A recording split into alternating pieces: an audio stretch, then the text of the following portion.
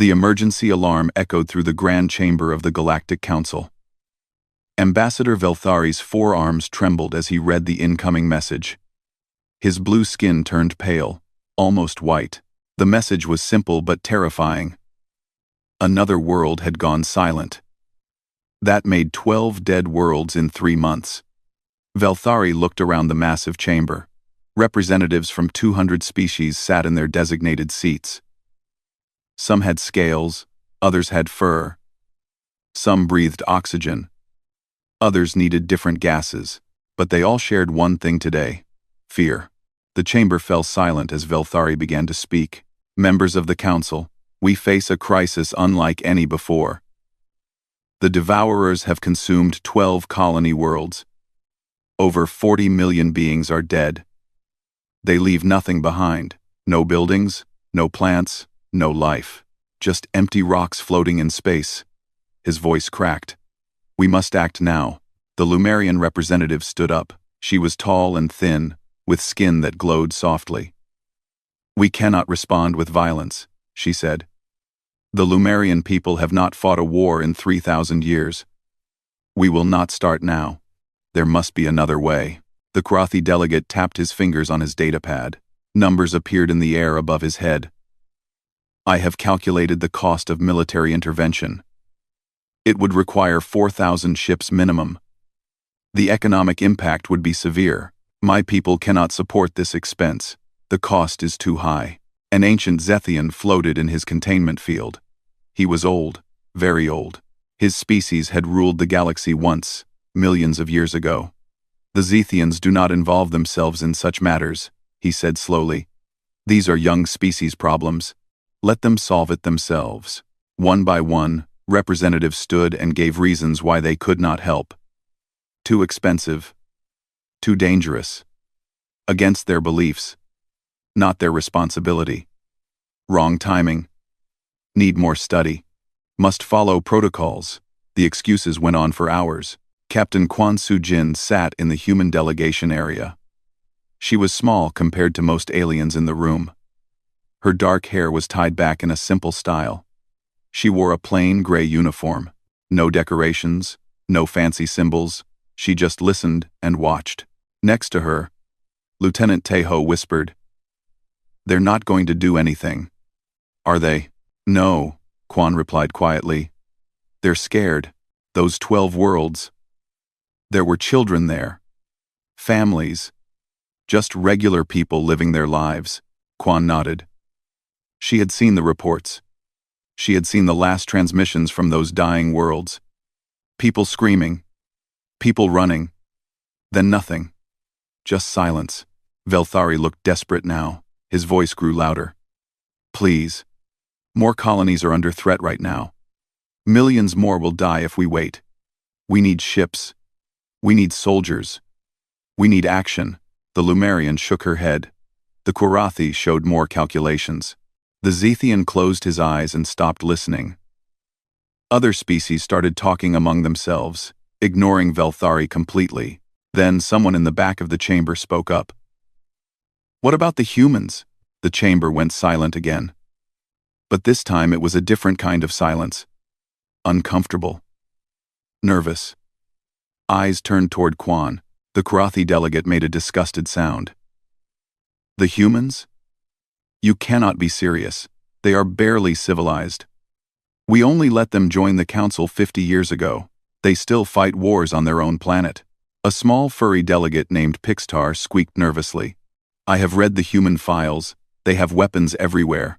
They point weapons at themselves.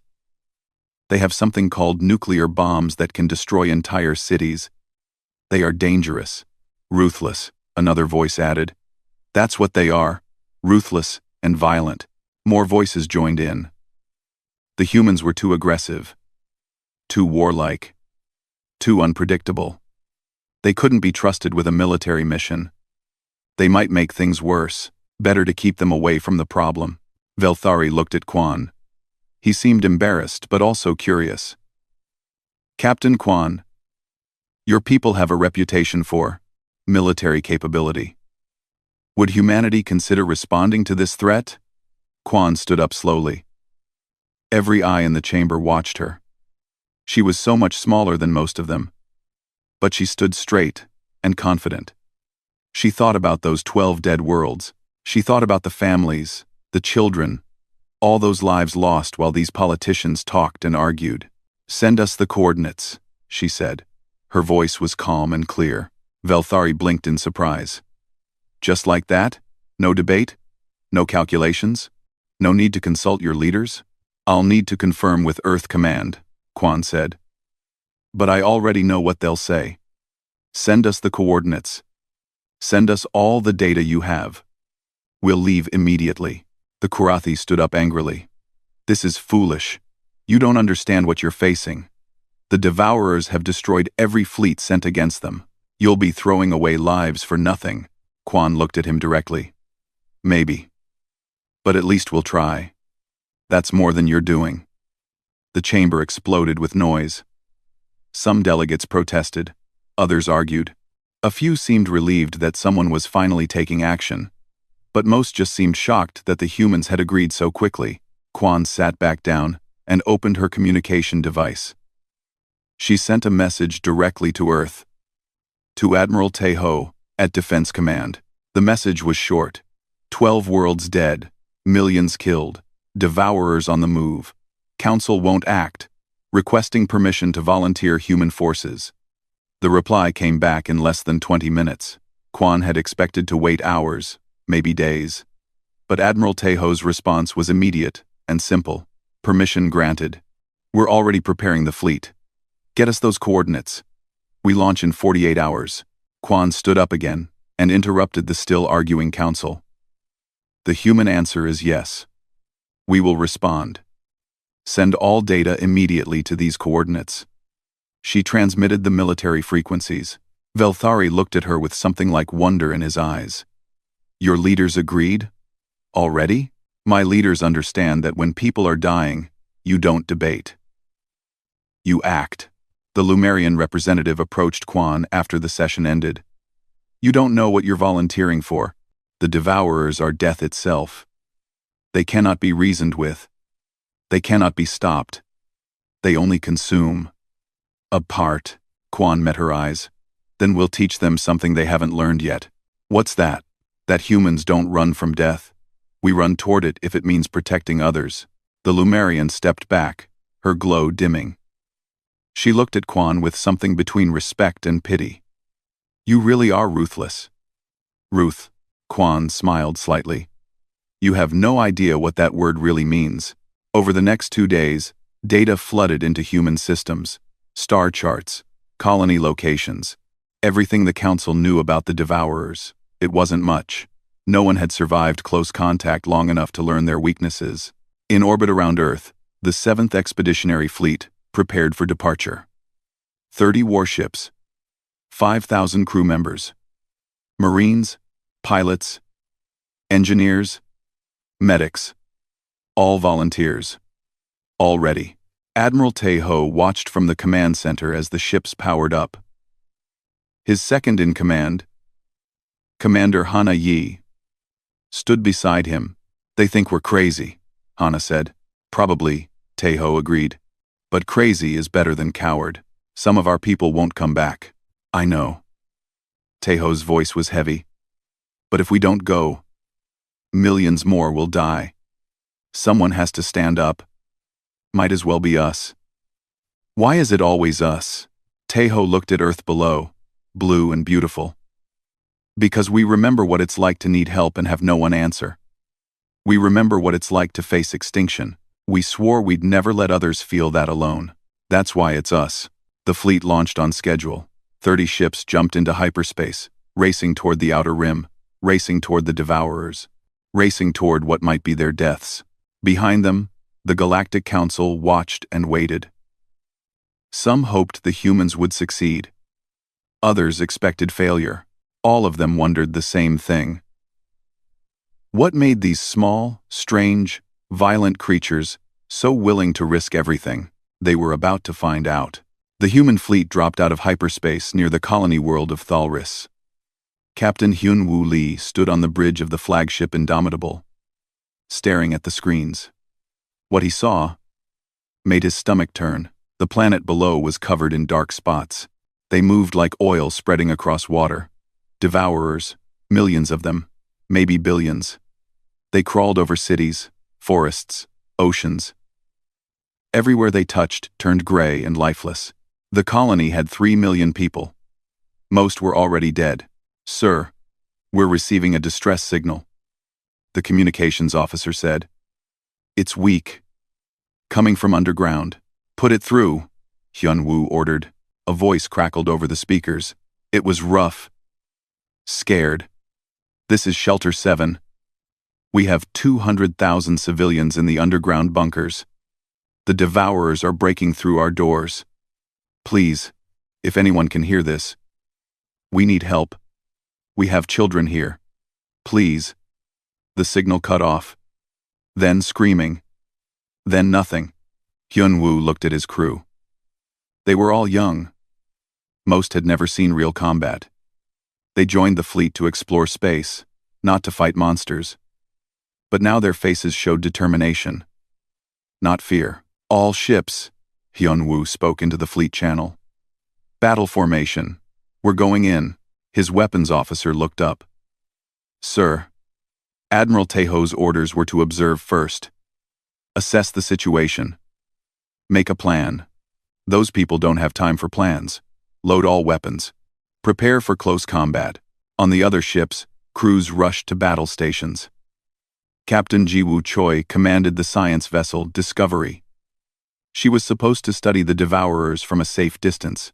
Instead, she armed her ship's limited weapons and moved into attack position. Commander Dae-jung-nam led the Marines on the assault carrier Thunder. His soldiers checked their weapons and armor. They had trained for years, but training was different from real war. Dae-jung walked through the rows of Marines, looking each one in the eye. "We're going down there," he told them. "It's going to be bad. Some of us won't come back. But those people in those shelters, they're counting on us. We're all they have, so we're going to go down there, and we're going to get them out. All of them. Understood?" "Yes, sir," the Marines shouted together. The fleet moved toward the planet. The Devourers noticed them immediately. Thousands of the creatures launched into space. They had no ships. They didn't need them. They could survive in the vacuum of space, using some kind of biological propulsion to fly. They looked like insects mixed with nightmares. 6 legs, sharp like blades. No eyes that could be seen. Mouths full of teeth designed for tearing and consuming. Each one was as big as a car, and they flew in perfect coordination, like a single organism with a million bodies. "Here they come," the tactical officer said quietly. "All weapons, fire at will," Hyun-woo ordered. The human fleet opened fire. Missiles streaked through space. Energy weapons lit up the darkness. Railguns fired metal slugs at incredible speeds. The Devourers died by the hundreds, by the thousands, but more kept coming. Always more. A Devourer hit the hull of the Indomitable. Then another. They started tearing through the armor with their blade legs. Hyun-woo felt the ship shudder under his feet. "Hull breach on Deck 7, someone reported. Devourers are inside the ship. Security teams to Deck 7. Don't let them reach the crew quarters." Hyun-woo kept his voice calm. Panic would kill them faster than the Devourers. Throughout the fleet, the battle became savage. The destroyer Vigilant lost power when Devourers tore through its engine section. Captain Sang-woo fired the ship's self-destruct, taking hundreds of the creatures with him. The crew managed to evacuate first, but Sang-woo stayed behind to make sure the explosion happened at the right moment. On the assault carrier Thunder, Dae-jung and his Marines fought Devourers in the corridors. The creatures were fast and deadly. They killed 3 Marines before the others learned how to fight them effectively. "Shoot for the center mass. Keep moving. Never let them surround you. Work in teams." Medic Soo-jin Hwang ran through the chaos, treating wounded soldiers. She was small and looked too young to be in a war, but her hands were steady as she patched wounds and gave injections. When a Devourer burst through a wall near her, she didn't run. She pulled out her sidearm and shot it 6 times until it stopped moving. Then she went back to treating the wounded. "We need to get those transports down to the surface," Hyunwoo said. "That's the whole point of this. We're not here to fight. We're here to save people. The Devourers are too thick around the landing zones," his tactical officer replied. "The transports won't make it." Hyunwoo looked at the screens. The man was right. The transports were big, slow, and unarmed. They'd be torn apart before they reached the ground. Unless someone cleared a path, Indomitable will lead the transports down, Hyunwoo decided. "We'll take the hits. Order all warships to form a protective corridor." "Sir, that will expose us completely. We'll be surrounded." "I know. Do it anyway." The Galactic Council had sent observers to watch the human response. One was Yisol Park, a human diplomat. The other was Velthari, the same ambassador who had begged for help in the council chamber. They watched from a small observation ship, far from the battle. Velthari couldn't believe what he was seeing. "They're insane," he whispered. "They're going to get themselves killed. They're doing their job," Yisol said calmly. "Their job? Their job is to die? Their job is to save those people. The dying part is just a risk they're willing to take." The human fleet formed a corridor through the swarm of Devourers. Ships positioned themselves to create a protected tunnel down to the planet's surface. They took terrible damage. The destroyer Courage lost its entire forward section. The cruiser Defiance crew had to evacuate when the life support failed. But the corridor held.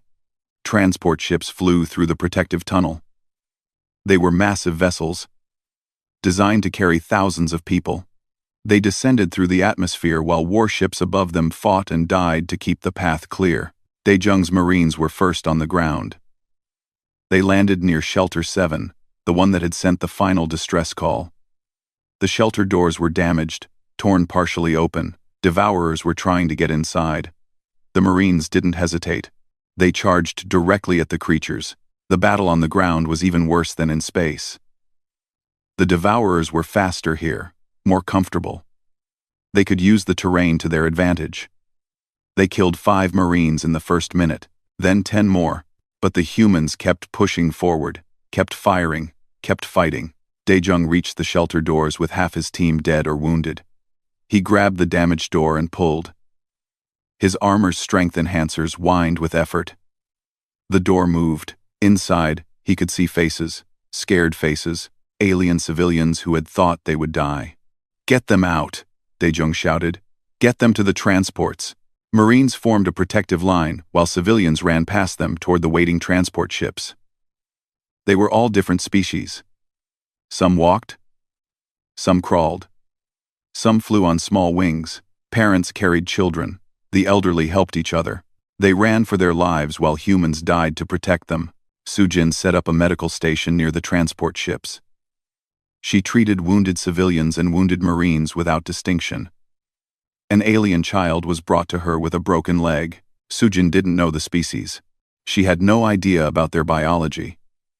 But she knew pain when she saw it. She gave the child something for the pain and set the leg as best she could. The child's parent, a large reptilian alien, looked at her with tears in its eyes.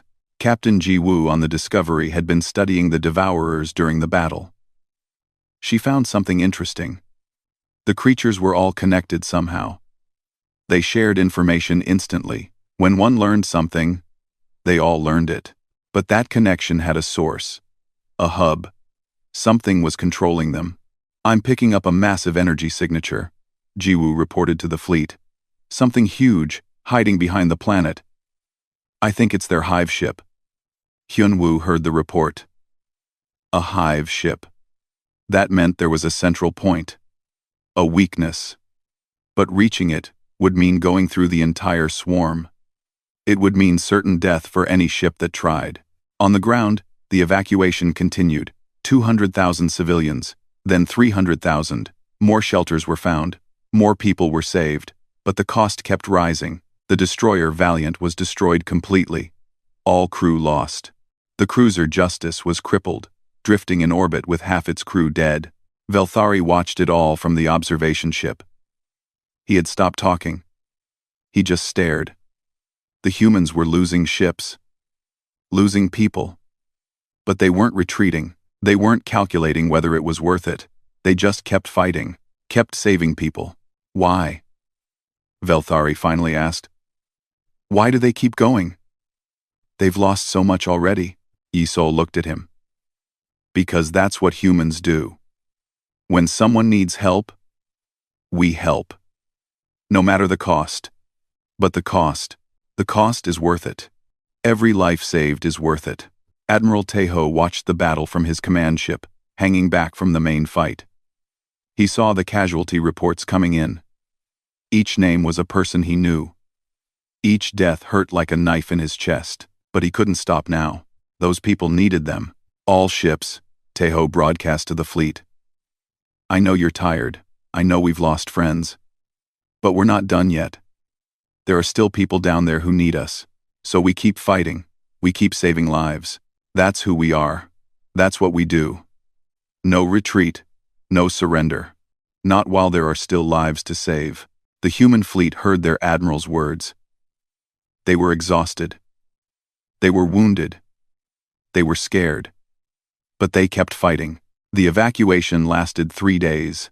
3 days of constant battle.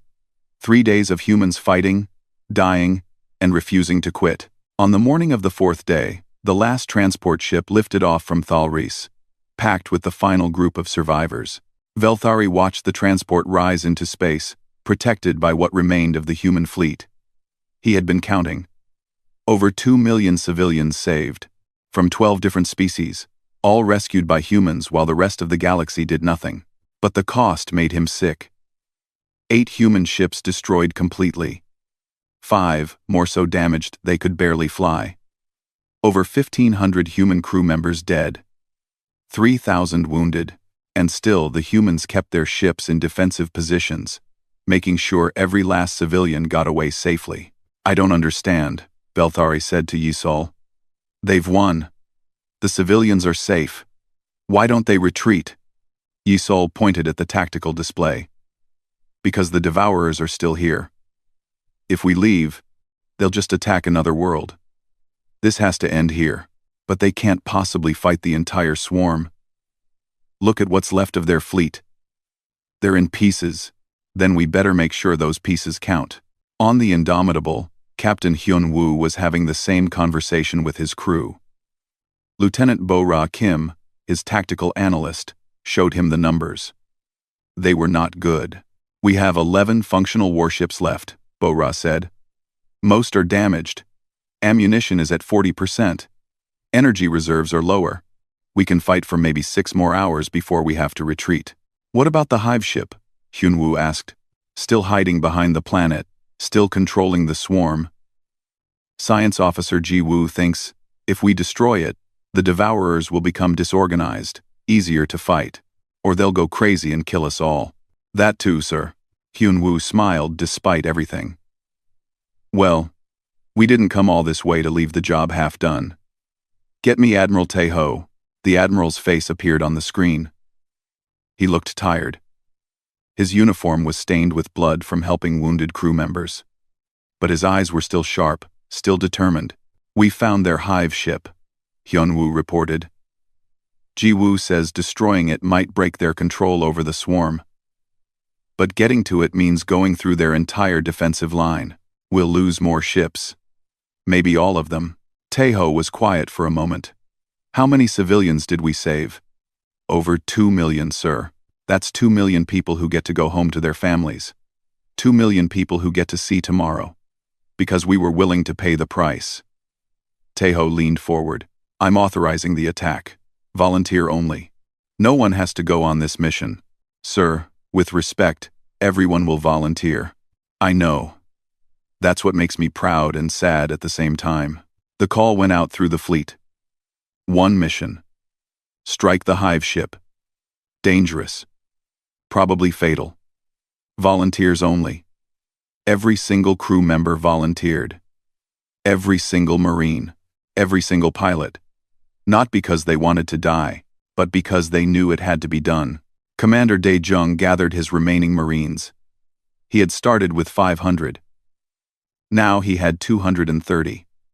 The others were dead or too wounded to fight. These survivors were exhausted, hurt, running on nothing but will and duty. One more mission, Daejung told them. One more fight. We take out their hive ship. We save the next world they would have attacked. Maybe we save a dozen worlds. Maybe 100, but it means going right into the heart of their swarm. A young Marine raised her hand. Her name was Minji. She looked about 20 years old. Too young for this. Commander, if we're probably going to die anyway, why are we doing this? Daejung looked at her. Because someone has to. Because if we don't, they'll keep killing, keep consuming, keep destroying. We have the chance to stop them. Maybe it costs us everything. But that's a price worth paying. Quote. Minji nodded slowly. Okay. All the others nodded too. They were scared, but they were ready. Velthari listened to the human communications. He heard them planning this suicide mission. He heard them volunteering to die. It made no sense to him. The Galactic Council would have calculated the odds, would have decided the risk was too high, would have found another way, a safer way. They're going to die, Velthari said. All of them. For what? For strangers they don't even know? Yisol turned to him. You keep saying we're ruthless. You keep saying we're violent and dangerous. You're right. We are. But you don't understand what that means. Explain it to me then. Explain why your people throw their lives away. We're not throwing our lives away. We're trading them. Trading our lives for the lives of those 2 million people we saved. Trading our lives for every person on every world the Devourers would have attacked next. That's what ruthless means to us. It means doing what needs to be done, no matter the cost to ourselves. That's not ruthless. That's sacrifice, duty, honor. Yes. It's all of those things. And it's ruthless too. Because we're ruthless in our determination. We're ruthless in our refusal to give up. We're ruthless in our protection of the innocent. You thought ruthless meant cruel. It doesn't. Not to us. Velthari looked back at the tactical display. The small fleet of damaged human ships was moving toward the hive ship. Moving toward certain death. And they were singing. He could hear it over the communications. A human song. Something about standing together and never surrendering. The attack began at dawn. By the planet's time, the remaining human ships formed a spear formation. Indomitable at the front. They drove straight into the Devourer swarm. No clever tactics, no fancy maneuvers, just straight forward into the teeth of the enemy. The Devourers swarmed them immediately. Thousands. Tens of thousands. They covered the ships like ants covering food. The human vessels kept firing, kept moving, kept pushing forward. Ship after ship fell behind, too damaged to continue. But the rest kept going. Captain Ji Ho-yoon commanded the destroyer Phoenix. His ship took massive damage right away. Engines failing. Hull breaches on every deck. His crew was dying around him, but he could see the hive ship ahead. So close. Just a little farther. All crew, evacuate, Ji-ho ordered. Get to the escape pods. Sir, what about you? His first officer asked. Someone needs to steer this ship. Make sure it hits the target. Ji-ho smiled. Go. Tell my family I did my duty. The crew evacuated. Ji-ho locked the controls and aimed the Phoenix directly at the hive ship. Devourers tore through the bridge. He felt pain. Terrible pain. But he kept his hands on the controls. Kept the ship on course. His last thought was about his daughter. He hoped she'd be proud. The Phoenix hit the hive ship's side at full speed. The explosion was massive. It tore a hole in the hive ship's armor. Other human ships immediately targeted that hole, pouring fire into the wound. The hive ship shuddered, started to break apart. Captain Hyun-woo saw his chance. All ships. Concentrate fire on that breach. Tear it apart. The human fleet, what was left of it, focused all their remaining weapons on the damaged section. Missiles. Rail guns. Energy weapons. Everything they had. The hive ship's armor cracked. Then, shattered. Then the whole structure began to collapse. The devourers went crazy. Without the hive ship's control, they lost their coordination. They attacked randomly, even attacking each other.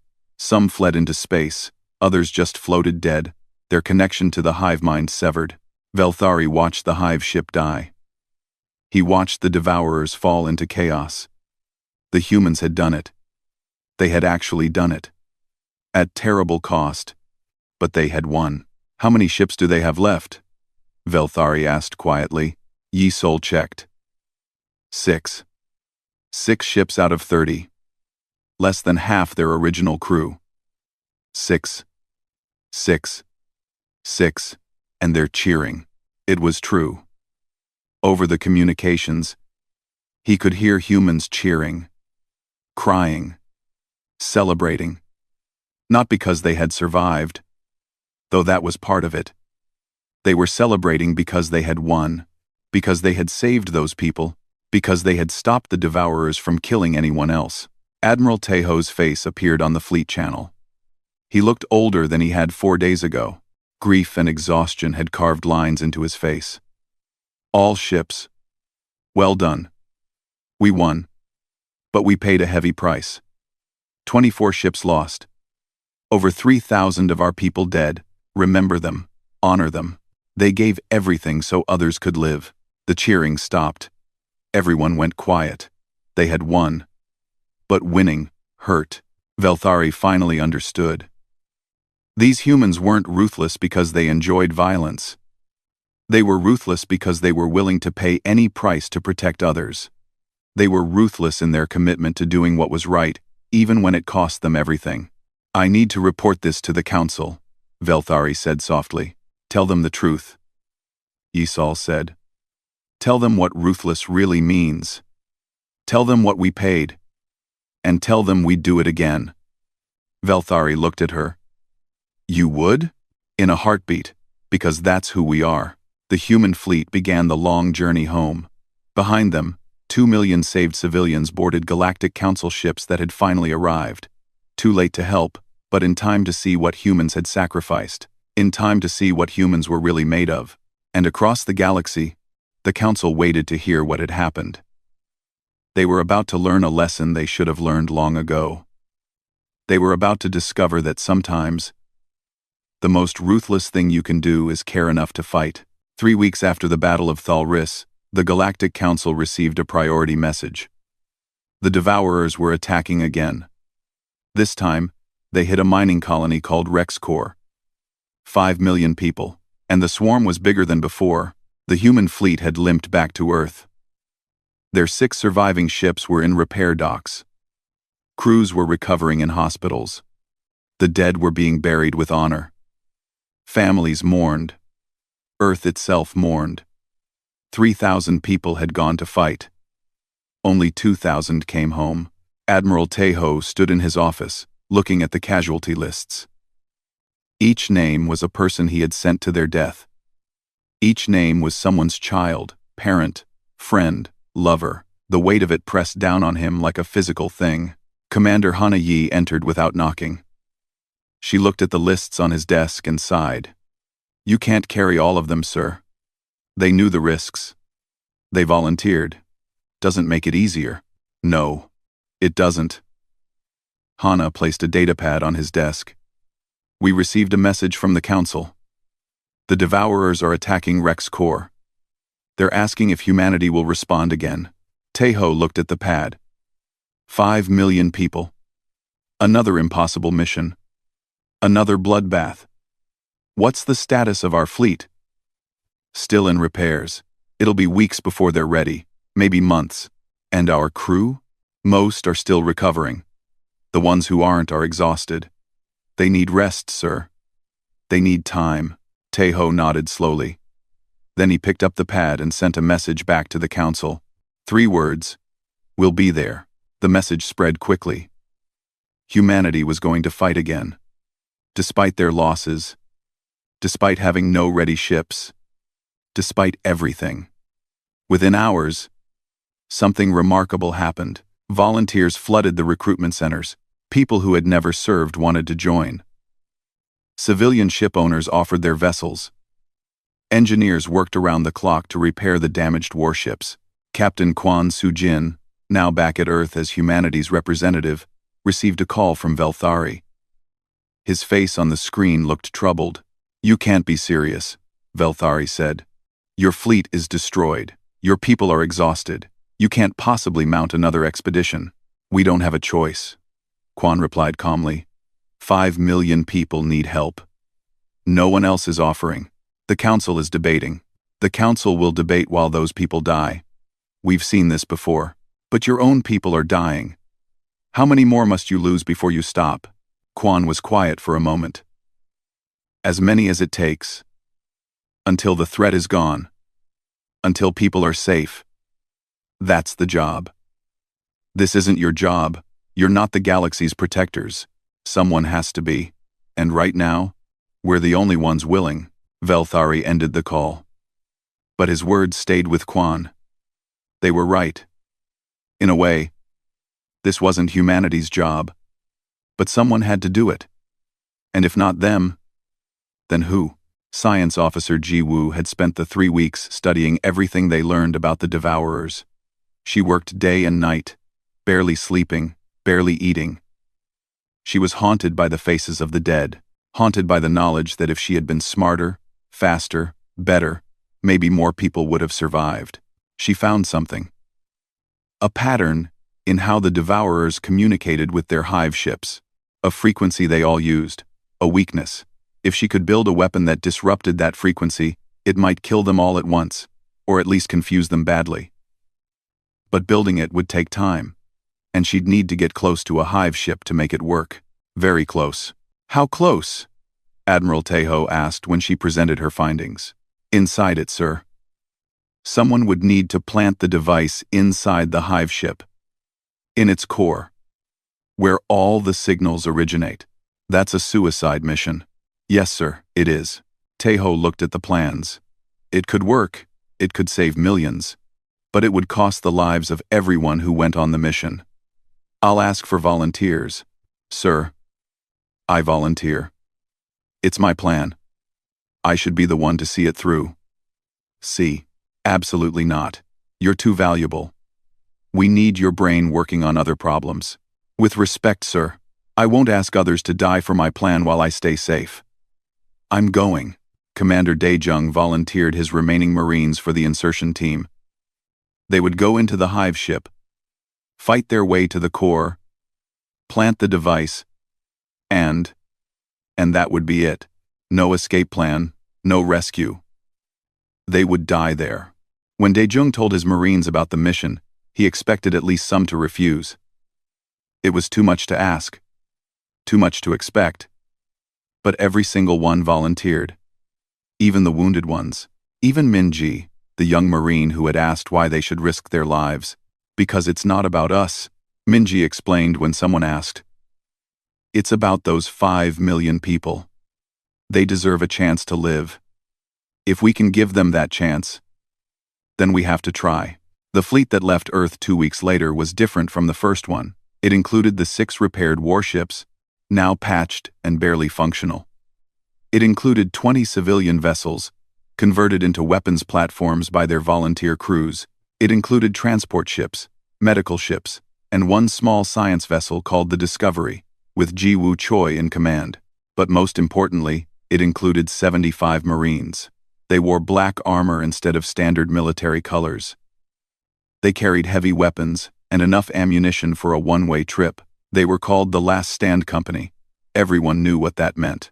Velthari insisted on coming as an observer again. He wanted to see this. Needed to see it. Yi Sol came too. Because someone had to witness what happened. Someone had to tell the galaxy the truth. The fleet arrived at Rex Core to find the planet already half consumed. The Devourers were everywhere. But this time, something was different. 3 Galactic Council ships were already there. Not many. Not enough. But they were there, fighting, trying to evacuate civilians. Admiral Tejo opened communications with them. This is the human fleet. We're here to help. The Council ship captain, a Lumerian named Torvel, sounded surprised. "You came back? After what happened at Thalris? Someone has to. We cannot let you fight alone again. The council was ashamed by what happened. We are here to stand with you." Tejo felt something warm in his chest. Pride. Hope. "Welcome to the fight. Torvel. Let's save some people." The battle began the same way as before. Violent, brutal, desperate. But this time, the humans weren't alone. The Lumerians, who had refused to fight before, now threw their ships into the battle. They weren't as experienced. They weren't as effective. But they tried. They fought. They bled alongside the humans. More Galactic Council ships arrived throughout the day. Not all of them. Not even most. But enough to make a difference.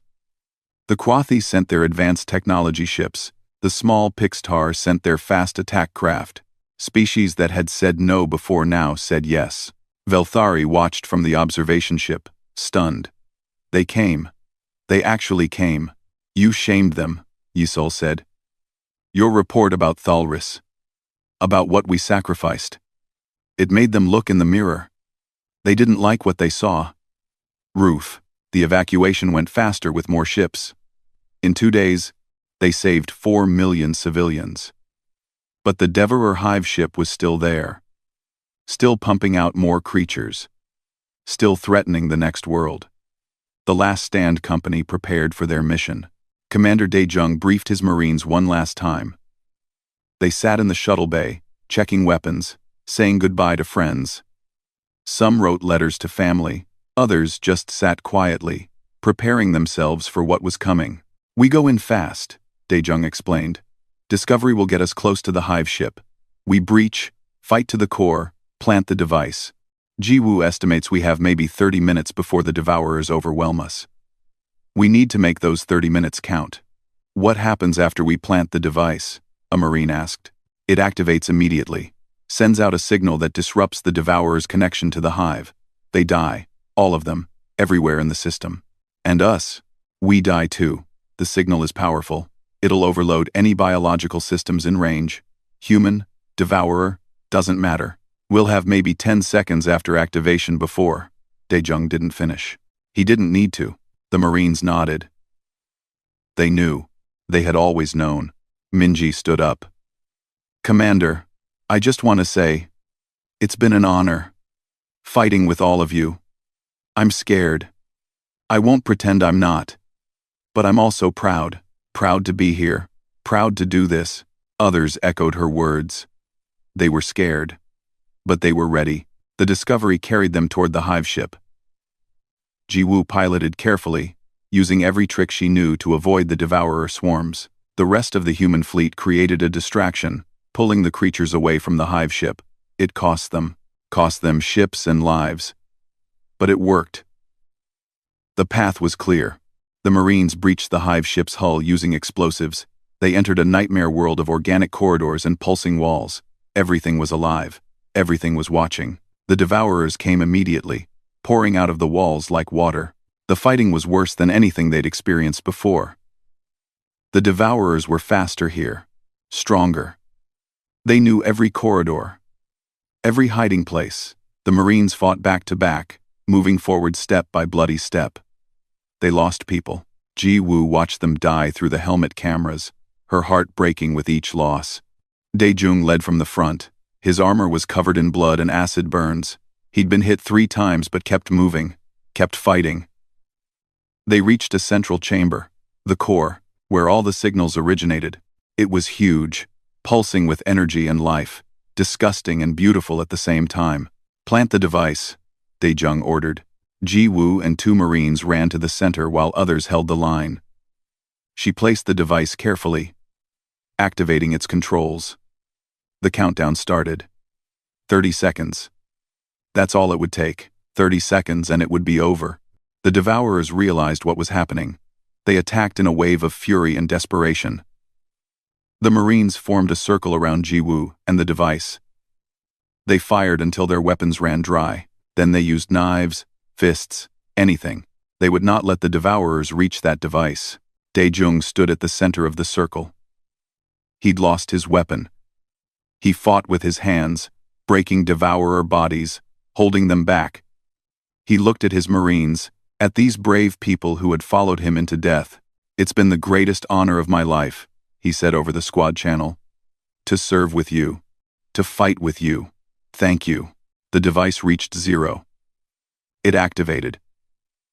A sound like the universe screaming filled the air. Every devourer in the system stopped moving. Just stopped. Then they fell. Dead, millions of them, all at once. Falling from the sky, floating dead in space, the threat was over. In the core of the hive ship, 75 Marines collapsed. The signal had killed them too, just as they knew it would. They died together. As a unit. As heroes. They died knowing they had saved 5 million lives. Aboard his flagship, Admiral Taeho watched the devourers fall. He watched the signal indicate all his Marines were dead. He closed his eyes and whispered a prayer for them. Then he opened his eyes and got back to work. There were still civilians to evacuate. The job wasn't done yet. The Galactic Council chamber was silent. Every representative sat in their seat, watching the recordings Velthari had brought back from Rexcorp. They watched the Last Stand Company enter the hive ship. They watched the Marines die one by one, holding the line so the device could activate. They watched humanity sacrifice 75 more lives to save millions. When the recording ended, no one spoke for a long time. The Lumerian representative had tears running down her glowing face. Even the ancient Zethian had opened his eyes. Looking shaken, the Krothi delegate's hands were trembling. Velthari stood at the center of the chamber. He had aged during his time with the humans, seen things that changed him. He spoke quietly, but everyone heard every word. "I went to observe the humans because you all said they were ruthless. You said they were dangerous. You said they were violent and unpredictable. You were right. They are all of those things." He paused. "But you were also completely wrong about what those words mean." He activated more recordings. The evacuation at Thal Reese.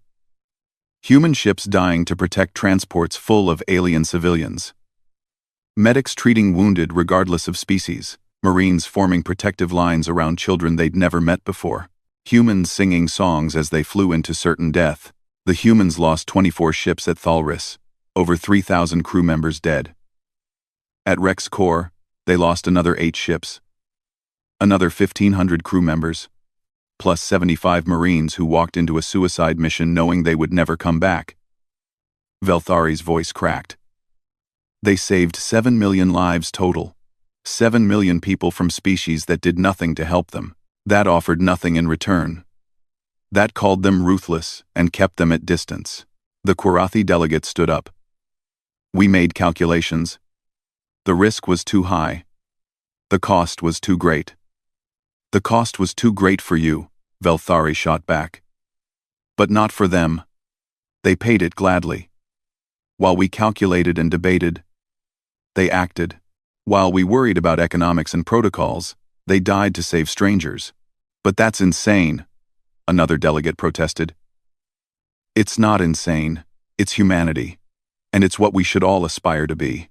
The chamber erupted in arguments. Some agreed with Velthari. Others said humans were reckless and needed to be controlled. A few suggested limiting human military capabilities before they became too dangerous. The debate went on for hours. Then the doors opened. Captain Kwan Soo-jin entered, now wearing the rank of ambassador. She walked calmly to the center of the chamber and waited for silence. It took several minutes. When the chamber finally quieted, she spoke.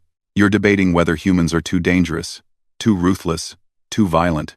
You're wondering if you should limit our military power, control our actions, keep us in check." She looked around the chamber, meeting eyes with representative after representative. "Let me make something very clear. We don't need your permission to defend the innocent. We don't need your approval to fight evil. We will continue to respond when others are threatened, whether you like it or not."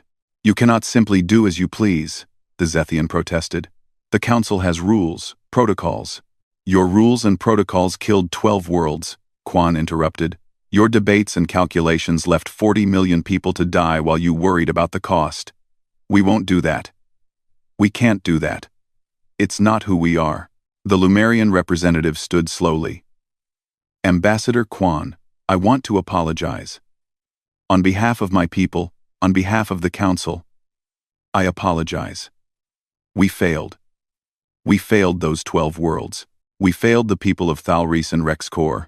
And we failed humanity by asking you to pay a price we were unwilling to pay ourselves. Others began to stand. Some offered apologies. Others offered thanks. The Korthi delegate approached Quan directly.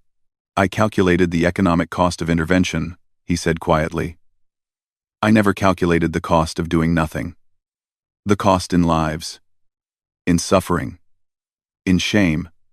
Your people taught us that some things cannot be measured in credits and resources. Some things are simply the right thing to do, regardless of cost. Quan nodded. We don't do this for thanks or apologies. We do it because someone has to. But I won't lie. It would be easier if we weren't alone.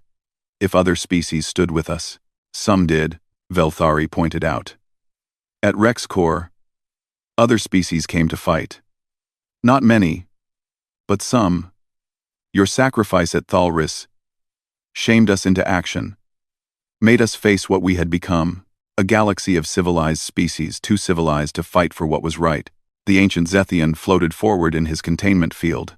His voice was old and tired. I have lived for 3,000 years.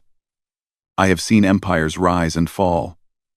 I have watched species evolve and extinct, and I have learned something that the young races have not yet understood.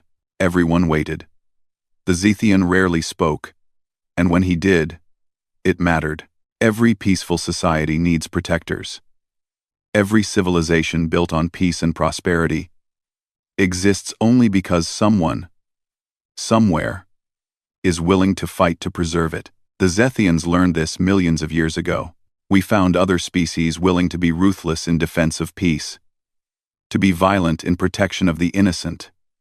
Without them, we would have fallen long ago. He looked directly at Quan. Humanity is such a species. The galaxy needs you, not despite your ruthlessness, but because of it. The chamber was silent again. Then, slowly, delegates began to vote. The motion was simple. Invite humanity to join the Galactic Security Committee. Give them authority to respond to threats. Support them with resources and backup. Make them official protectors instead of desperate volunteers. The vote passed. Not unanimously. Some species still feared human power. Still worried about human violence. But enough voted yes. Enough recognized the truth. Quan stood at the center of the chamber, feeling the weight of this new responsibility. It was what humanity had wanted. Official recognition. Official authority. But it came with a price. More missions. More battles. More losses. We accept, Quan said formally. Humanity will serve on the Security Committee.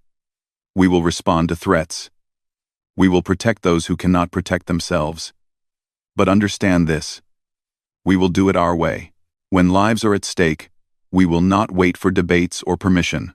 We will act. And we will pay whatever price is necessary. That is precisely why we need you, Velthari said. 3 months later, Earth held a memorial service. It was the largest gathering in human history. Representatives from 50 Galactic Council species attended. They came to honor the fallen, to pay respects to those who had died saving their people. Admiral Tejo stood at the memorial wall. It listed every name. Every person who had died at Thalris and Rexcore. 4,500 names. He touched the wall, feeling the cold stone under his fingers. Behind him, thousands of people stood in silence. Ambassador Quan joined him. We're getting ready to launch the new security fleet. 12 ships. Larger, better armed. And we have volunteers from other species joining the crews. The Lumerians are sending medics. The Krothi are providing advanced technology. Even the Zethians are offering tactical advisors. It won't be enough, Tejo said quietly. There will be other threats. Other battles. More names on walls like this. I know. But at least we won't be fighting alone anymore. Velthari approached them. He wore a human military uniform now, with the rank of observer permanently assigned to the human fleet. He had asked to serve with them, to learn from them, to help them. The Council received a distress call. A species on the edge of Council space is being raided by pirates. They're asking for help. And? Quan asked. The Council voted to send the new security fleet. Your fleet. They want humans to respond. Tejo smiled slightly. Of course they do. We're the ruthless ones. The ones willing to do what needs to be done. Is that such a bad thing? Velthari asked. No, Tejo admitted. It's just who we are. Someone has to stand between the innocent and the darkness. Might as well be us. Will you always be the first to respond? Velthari asked. It was the same question he'd asked months ago. But now it came from understanding, not criticism, until the rest of the galaxy learns what it really means to be ruthless? Yes. Always. Tejo looked at the memorial wall one more time. We'll always go. Because someone has to. Because lives matter. Because protecting others is worth any price. That's what ruthless really means. It means caring so much that you're willing to die for it. The new security fleet launched a week later. 12 ships, crews from 7 different species, but commanded by humans. Because when the galaxy needed someone ruthless enough to act, to fight, to sacrifice, everyone now knew who to call. The human fleet jumped into hyperspace, racing toward another crisis, another battle, another chance to prove that being ruthless didn't mean being cruel. It meant being brave enough to care, strong enough to act, and willing to pay any price to protect those who couldn't protect themselves. Velthari watched them go from the observation deck. Next to him stood Yisal, who had become his friend and teacher in understanding humanity. Do you think they'll ever stop? Velthari asked. Ever decide the cost is too high? Yisal shook her head. No. Because the cost of not acting is always higher. Every life lost while we debate, or calculate, or hesitate. That's the real cost. And humans will never be able to accept that. The galaxy is lucky to have them. The galaxy is lucky that someone is willing to be ruthless in defense of peace, whether that's humans or others. As long as someone stands up and fights, civilization survives. Far away, on a distant world threatened by pirates, people looked up at the sky. They had sent their distress call expecting no one to answer, expecting to face their doom alone. But now they saw ships dropping out of hyperspace. Human ships. With crews from across the galaxy, coming to help, coming to fight, coming to show that no one had to face the darkness alone. The galaxy had learned its lesson. When someone needed help, when evil threatened, when the innocent were in danger, someone would respond. Someone would always respond, because humanity had taught them what it really meant to be ruthless. And other species were finally beginning to understand. Being ruthless meant caring enough to fight. Being ruthless meant refusing to abandon those in need. Being ruthless meant paying any price to do what was right. That was the gift humanity gave the galaxy. Not violence, not cruelty, but the courage to act when action was needed. The strength to sacrifice when sacrifice was required. The will to stand up and say, "Not on our watch." That was what being ruthless really meant. And the galaxy would never forget it. Years later, when the history of this era was written, scholars would debate the Battle of Thal Reese and the sacrifice at Rex Core. They would analyze the tactics, study the decisions, calculate the costs and benefits, but they would all agree on one thing. The day humanity responded when no one else would, was the day the galaxy changed forever. The day civilization learned that peace required protectors, that safety required sacrifice, that sometimes, the most ruthless thing you can do is care enough to fight. And they would remember the 75 Marines who walked into certain death to save millions of strangers. The ships that burned to protect transports full of refugees. The admiral who sent his people to die and carried that weight until his own death. The captain, who became an ambassador and demanded the galaxy do better. The alien observer who learned that ruthless wasn't an insult but a compliment. They would remember. And they would understand. That when only the ruthless responded, the galaxy was saved. Not despite humanity's violence, but because of their courage. Not despite their willingness to fight, but because of their refusal to abandon those in need. That was the lesson. That was the truth. That was what being human really meant, and the galaxy was better for it.